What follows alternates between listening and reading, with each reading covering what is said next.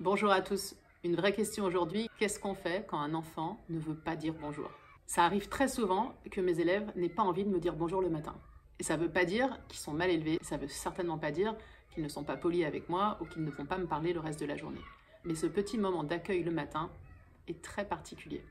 Il peut être source de grandes tensions et il peut être très difficile à gérer pour les enfants, surtout d'âge maternel.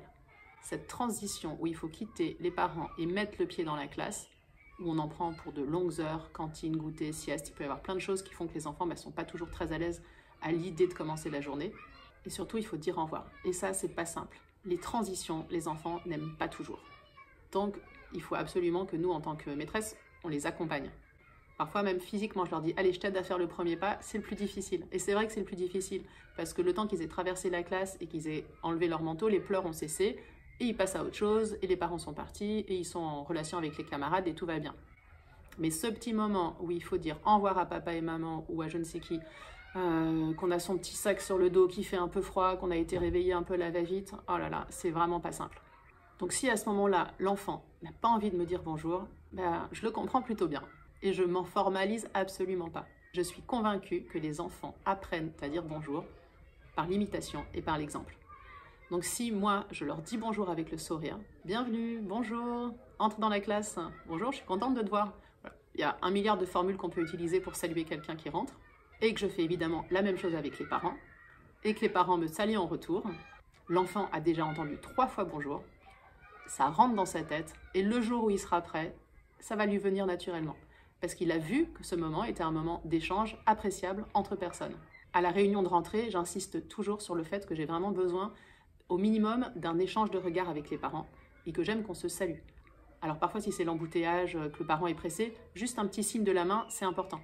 Parce que ce moment de transition que j'évoquais, c'est aussi le moment où il y a un échange de responsabilités. Les parents me confient leur enfant, je les prends en charge, je vais passer la journée avec eux, c'est super important que ce moment-là, il soit verbalement formulé par un bonjour. En gros, ça sous-entend bonjour, bonjour, je vous donne mon enfant, merci, je l'accueille avec plaisir. C'est important. Si on saute ce petit moment-là, moi je suis pas bien. Moi je suis pas bien si je vois débarquer un enfant et que le parent, je le vois de dos disparaître vers la grille. D'ailleurs, ça m'arrive de les rappeler. Monsieur, madame, juste un petit coucou, voilà, c'est important pour moi parce que si j'ai quelque chose à vous donner ou parce que... voilà. Ou alors je prends le temps, je leur dis c'est vraiment important pour moi parce que votre enfant a besoin de savoir que je prends le relais. Donc j'en reviens à cet enfant qui tourne la tête, qui grogne, qui veut certainement pas me dire bonjour le matin. Je le laisse faire. Et si je vois que le parent, ça lui pose problème parce qu'il a très envie que son enfant soit poli, je lui dis vous inquiétez pas, on s'est dit bonjour avec le regard. En plus c'est vrai, parfois les enfants me regardent, voilà, petite connexion visuelle, ça suffit. Par contre si l'enfant trace sans me regarder du tout, là, hop, je fais une petite marche arrière, je fais un petit pas de danse, je lui fais bonjour, bienvenue. Je lui dis pas dis-moi bonjour, tu as oublié de me dire bonjour, ça sert absolument à rien. Je vais pas en rajouter une couche alors qu'il est déjà pas bien, qu'il avait pas envie de quitter ses parents, qu'il avait pas envie de venir à l'école. Si en plus je lui dis dis donc, tu dis pas bonjour, t'es pas très poli, j'obtiens pas du tout ce que je veux. En revanche, si mon objectif en lui disant bonjour, c'est de l'accueillir, qu'il se sente accueilli et qu'on démarre bien la journée, voilà, je suis l'adulte, je prends en charge. Et bonjour. Ah, t'avais pas envie de venir à l'école ce matin? Ouais, je te comprends. Allez, viens, je t'accompagne, on va accrocher le manteau ensemble. Ou alors, viens, allez, fais un pas, les autres sont dans le couloir, ton copain machin est déjà arrivé. Tu sais, ce matin, on va faire danse. Quelque chose comme ça. Une petite phrase d'accueil. C'est pour ça que j'insiste aussi auprès des parents pour qu'ils soient à l'heure à l'accueil, qu'ils viennent vraiment entre 8h20 et 8h30, parce que moi, pendant ces 10 minutes-là, j'accueille tout le monde.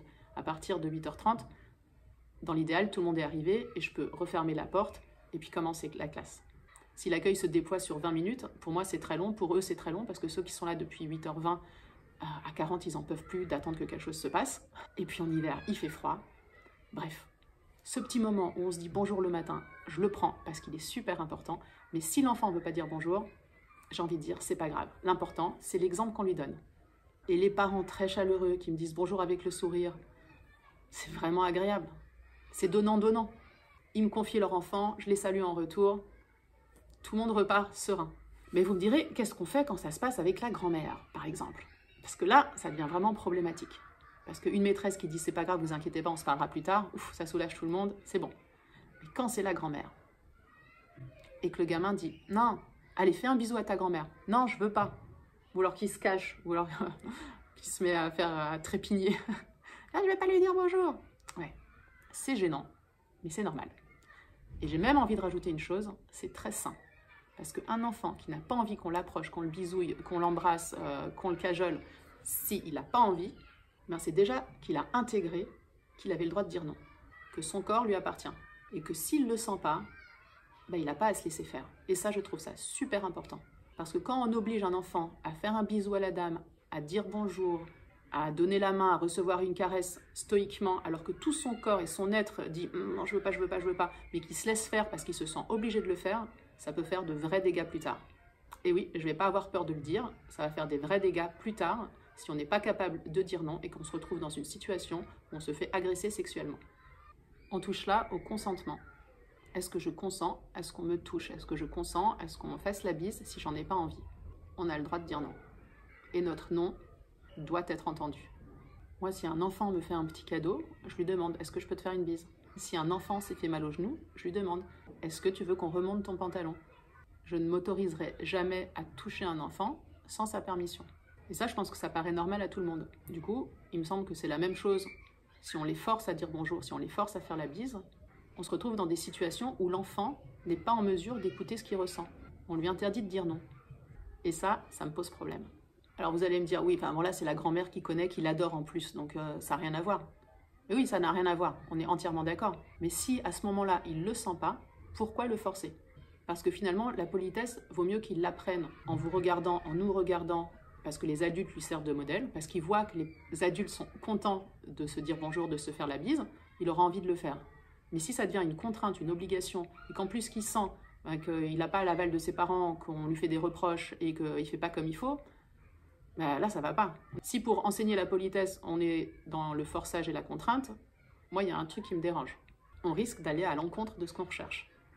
C'est-à-dire des relations apaisées et joyeuses entre les gens. Du coup, moi, j'avais des grandes tantes qui me faisaient un petit peu peur. On me demandait de leur faire la bise, alors que je trouvais qu'elles piquaient un peu, qu'elles sentaient un peu bizarre. Elles me faisaient vraiment peur.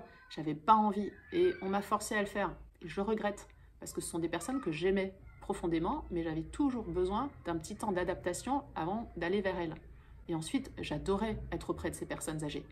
Mais ce moment où on rentrait chez elles, où on était dans un environnement inconnu, et qu'on me disait « embrasse », ben, j'aurais préféré que ça se passe autrement.